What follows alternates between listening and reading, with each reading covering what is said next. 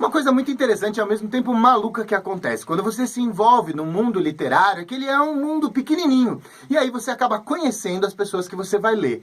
Será que isso implica que você se sente meio que obrigado a gostar?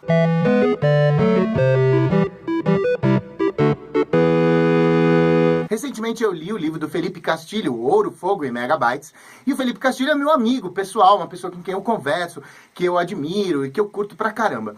E isso, às vezes, a gente fica pensando, será que isso vai influenciar a maneira com que eu leio a narrativa que ele escreve? Eu já li, fiz uma crítica do Eric Novello, eu já tive a chance de ler uma série de outros autores que eu conheço pessoalmente, e eu devo confessar que realmente o fato de você conhecer a pessoa faz um pouco de diferença na opinião ou na maneira com que você lê a narrativa. O livro do Felipe, por exemplo, tem uma característica que ele é um livro infanto-juvenil e ele tem ainda por cima a presença de elementos do folclore brasileiro que tendem a ser babaquizados na nossa referência pessoal. A gente não tem medo da mula sem cabeça, parece um negócio engraçado, quando na verdade se você imaginar um bicho, tipo um cavalo, vindo sem cabeça, pegando fogo, é muito assustador. Se fosse um filme de terror, a gente provavelmente ia ficar assustado, mas parece babaca do jeito que a gente foi construindo isso dentro da nossa cabeça aqui no Brasil, talvez por influência das narrativas do Monteiro Lobato, os quadrinhos da Turma da Mônica e tudo mais, que mostram esses personagens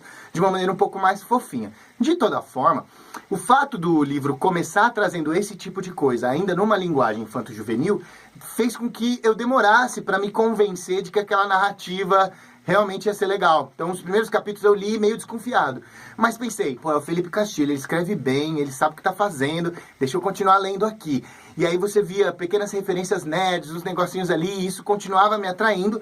Mas é interessante, porque eu fico pensando que se talvez eu não o conhecesse, eu poderia desistir pela narrativa em si, não é nem pelo modo como que está escrito, né? Mas pela narrativa em si, eu não estava ainda suficientemente convencido nos primeiros capítulos.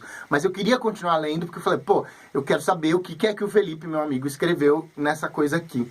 Eu, por exemplo, quando eu li o Eric Novello, eu tinha lido Neon Azul e eu sou apaixonadíssimo. É um livro de vários contos em que o personagem em comum é o bar Neon Azul, onde as narrativas se passam. E é um lugar meio cheio de coisas fantásticas e é bem interessante, vale muito a leitura. Aí quando eu li o Exorcismos, Amores e Uma Dose de Blues, eu não vi, na verdade, a mesma dinâmica, e é óbvio que não, porque era um livro diferente, mas eu tava esperando, até por causa do Uma Dose de Blues, a capa do livro é azul, então eu tava esperando um pouco aquilo que eu li no Neon Azul, e eu não encontrei isso. Encontrei uma narrativa mais densa, mais complexa, com um número de personagens mais limitado, e no começo aquilo também demorou para me pegar, mas o fato de que eu conhecia o autor, e aí nesse caso não só porque eu conhecia pessoalmente, mas também porque eu já tinha lido ele anteriormente, isso fez com que eu me convencesse a continuar, ainda que aparentemente eu não tivesse muito convencido logo do início da narrativa como é que ela funcionaria. Acho que isso vale muito também quando você lê, por exemplo, comentários políticos, alguma coisa assim, de uma pessoa que você acredita, de uma pessoa que você sente que fala coisas coerentes, e aí você acaba, assim, dando um pouco mais de atenção para essa pessoa do que, de repente, para uma pessoa que você não confia tanto.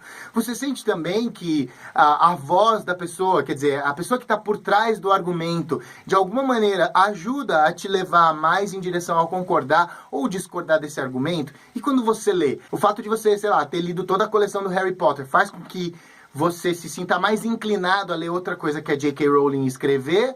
Ou isso, por exemplo, quando você foi ler os livros novos que ela escreveu lá sob pseudônimo, não te influenciou? Isso, inclusive, é uma coisa que aconteceu, que ela tentou ocultar o nome justamente para evitar que o nome J.K. Rowling fizesse com que as pessoas lessem esperando um determinado tipo de narrativa. Comenta aqui embaixo se você já teve esse tipo de experiência, se você acha conhecer a voz do autor que está conversando com você quando você lê um livro ou quando você lê um argumento, influencia na maneira como você recebe essa informação. Cidade nua, noite neon, gata de rua, faz ronron ao luar.